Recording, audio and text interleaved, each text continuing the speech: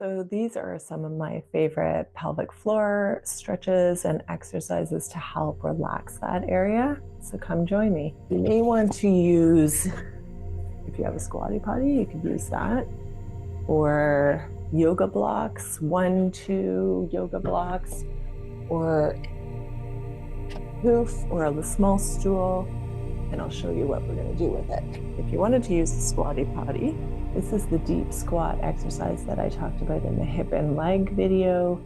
So if you're having hip and leg pain and discomfort, I suggest that you go watch that video as well. You're just going to sit on your sit bones. That's a lot better. Okay, I can feel that I can relax a little bit more.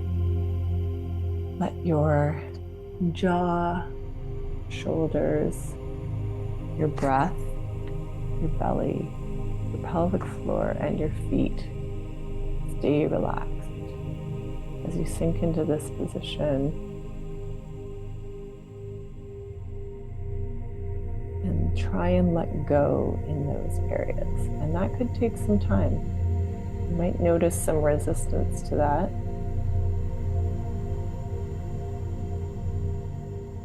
If you want, you could add some rotation in the thorax while you're there. We have attachments from the diaphragm and the pelvic floor diaphragm. They are the bottom and top part of our inner core, and they're connected through our abdominal muscles, especially the transverse abdominis, the deepest of the abdominal muscles. So they communicate. So when one is tight, the other one is going to be tight. This can be a nice way to kind of let them communicate together. To say, hey, you're okay.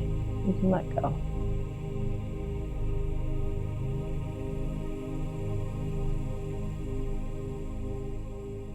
Good. And that is a nice one for if you have constipation, trouble having a bowel movement, you can do that one in the morning or whenever to help make that a little easier, and for sure use a squatty potty. Okay, we are going to go on our back.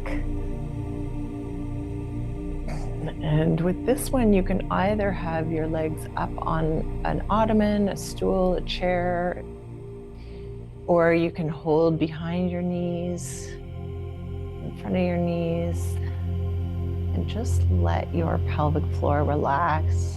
Check in with the buddies, the other muscles, jaw muscles, shoulder muscles. Diaphragm is a muscle, your respiratory diaphragm. Your belly, your pelvic floor, and your feet.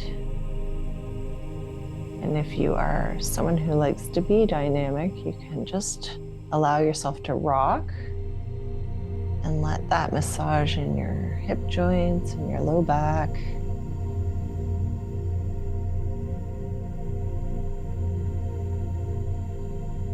Or if you're somebody who just likes to sink into that position and pay attention to the letting go, then do that.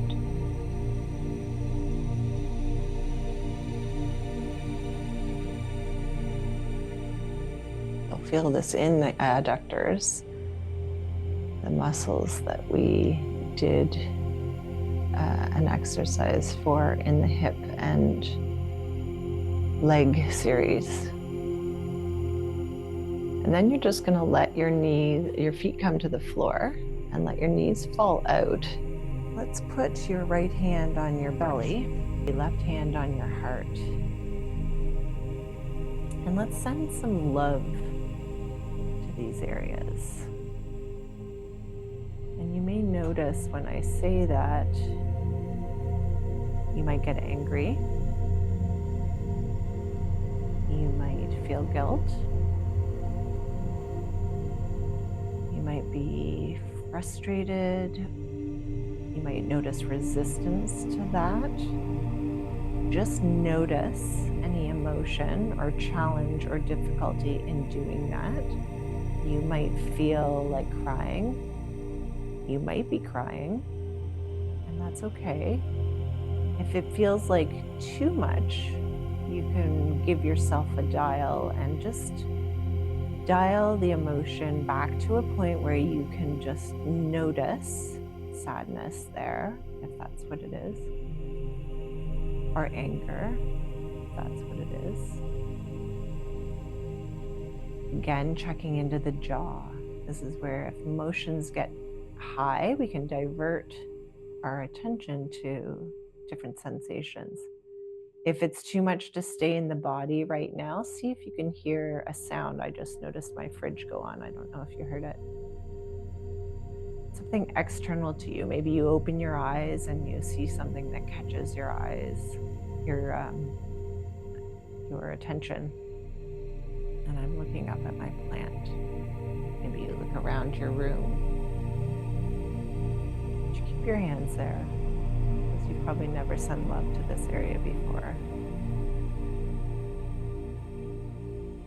Notice your jaw, notice your shoulders, notice your breath, notice your belly, your pelvic floor, and your feet.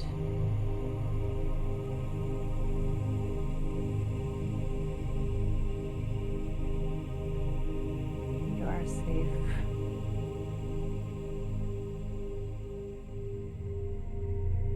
You are okay in this moment.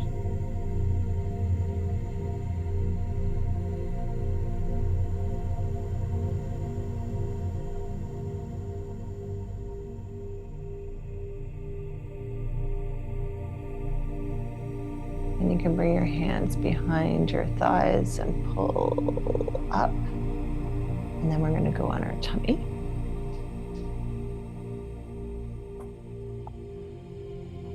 And this one can either be done flat, if that even is feeling a stretch on your belly. If that's too much, you could put a couple of pillows under your belly.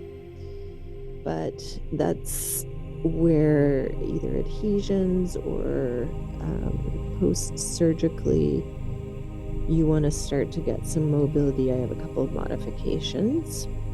If you're well into it and you're just doing this for period cramps, for pelvic pain, then you can go either up onto your elbows, up onto your hands. Listen to your body though, not your ego, not where you expect that you should go. Really listen to your body, which is going to be different at different times of the month. Check in with your jaw, your shoulders, your breath, your belly, your pelvis. Relax your bum. I just noticed I'm squeezing your bum. Relax your bum. And your feet. And this is a really nice one to do if you have back pain as well. So you could be dynamic with it if you just want to come up and back down. This is a nice one when we have back pain, especially if it goes down the leg. You want to centralize that leg pain. So what that means is if it's coming back out of the leg towards the back, even if the back is more sore, that's a good thing. It's more about where the pain is than the intensity of the pain. Always see your healthcare provider though, because this isn't applicable for everyone, and you need to know what you need to do for your specific symptoms. A couple more breaths.